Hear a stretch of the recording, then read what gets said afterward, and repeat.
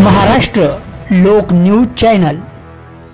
चोरीचे 18 मोबाईल जप्त, पारद पोलिसांची धडाकेबाज कारवाई, एकूण 2,64,000चा मुद्देमाल जप्त।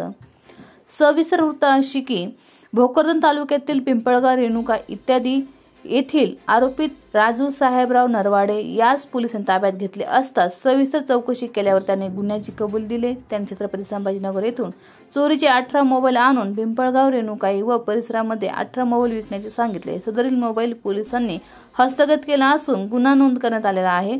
सदरील कारवाई पोलीस अधीक्षक अजय कुमार बन्सल यांच्या मार्गदर्शनाखाली पोलीस निरीक्षक माने संतोष जाधव, बीट जामदार सिनकर साहेब संतोष जाधव व इतर कर्मचाऱ्यांनी सदरील कारवाई केली। महाराष्ट्र लोक न्यूज चॅनलसाठी भोकरदन प्रतिनिधी बाळासाहेब देशमुख।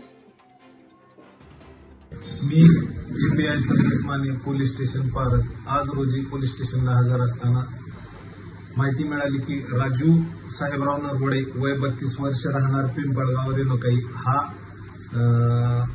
चोरीचे मोबाईल छत्रपती संभाजीनगर येथून घेऊन गावात विक्री करत आहे अशी माहिती मिळाल्यावरून सदर इसमास आज रोजी माझा पोलीस स्टाफ पीएसआय नेमाने तसेच पीसी निकम, पीसी संतोष जाधव यांनी त्याला ताब्यात घेऊन विचारपूस केली असता त्याच्या ताब्यातून एकूण 18 मोबाईल विवो कंपनीचे 4, वन प्लसचे 1, ऑप्पोचे 4, रिअलमी एमआयचे 2, रेडमीचे 2, रिअलमी कंपनीचा 1, इंटॅक्स कंपनीचे 1, ओप्पो कंपनीचे 2 असे एकूण 18 मोबाईल 2,64,000 रुपयाचा मुद्देमाल जप्त करण्यात आला असून सदर आरोपी विरुद्ध गुन्हा नोंद करण्यात आला असून पुढील तपास सुरू आहे।